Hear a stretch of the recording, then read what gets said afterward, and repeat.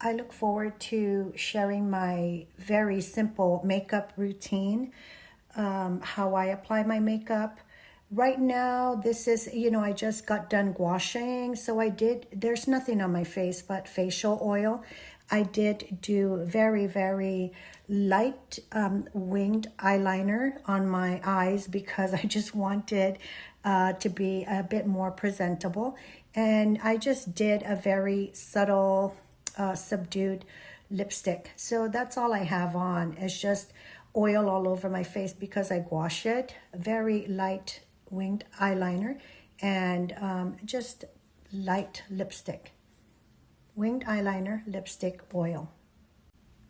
I do like to watch TV. You guys, guess what?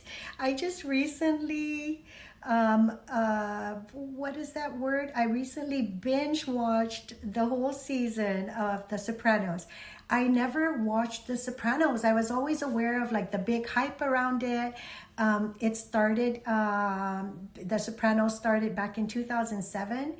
I don't know why I never watched it. I never got into watching it when it was all hyped up like it was. And The Sopranos celebrated their 25th anniversary this year. It's been 25 years since The Sopranos came out on TV, and just in February was when I binge watched the entire collection of the season. And oh my god,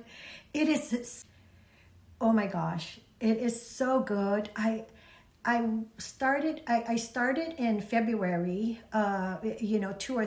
2 3 months ago, and I just binged watched the whole entire collection, the season, all the seasons. It is so good. I definitely recommend it. And you do see it just has everything in it. It has humor, it has drama, it just has everything in it. And I seriously, like, I fell in love with Tony, but I also there were times when I hated him. It is just so good, and there are definitely parts of in the show where you do see the racial attitudes and views towards like transgender, homosexuality,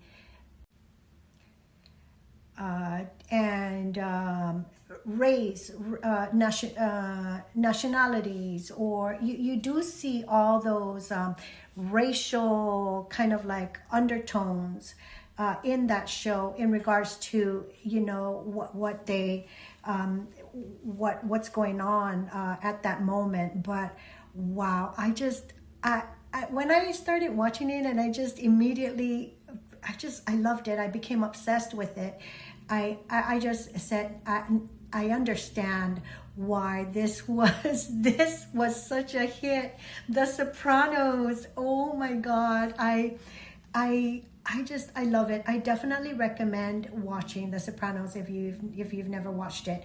So now that I'm done with that, I am now watching The Continental, which is kind of like a show that touches on John Wick. It's The Continental isn't so much about John Wick, but it's in regards to that John Wick series. And it's more about like the start of the Continental itself and Winston, and it has a lot of extremely drama and action. It really does have a lot of action in it. But that's what I'm currently watching, The Continental. And the bear, I like the bear. And I mean, come on, after seeing him in his underwear, I mean, who wouldn't want to watch the bear? So yeah, what are you watching? And I think I do want to share. So one of my favorite things is just One of my favorite things was just going to Goodwill and just finding treasure. One man's trash is another person's treasure, but it's my favorite thing. And over the course of years, I found so many when I was, from the years I lived in San Diego. But of course, when I moved from San Diego to Oregon, I got rid of a lot of my stuff, but there are still some pieces I kept.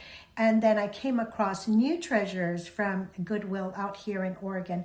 So I think I do want to share that. Those are kind of like home decor. It's really a lot of home decor, and I do want to share that for those people that are interested in, in interior design. And so I'm excited about sharing. So I think I might do a vlog on my Goodwill home decor finds. And what I love about it is that it's that find of that piece that really speaks to you. That's what I enjoy about coming across something at Goodwill that I just really like and that really speaks to me. And what I like about it is it's kind of like, of course that is a form of environmentalism, as just just buying things thrifted secondhand. So I'll probably do a short vlog on a lot of the items that I did come across from Goodwill, and art. So I'm going to end this with a piece of art that I love art. It is very much a fundamental part of me. I remember being a little girl, and this thought just came to me recently.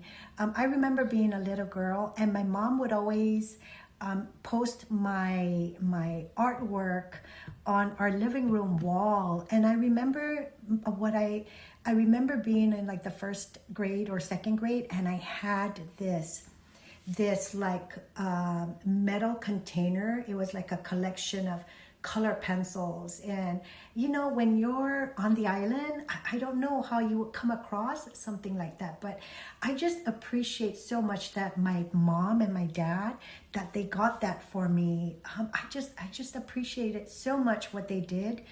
And I love art.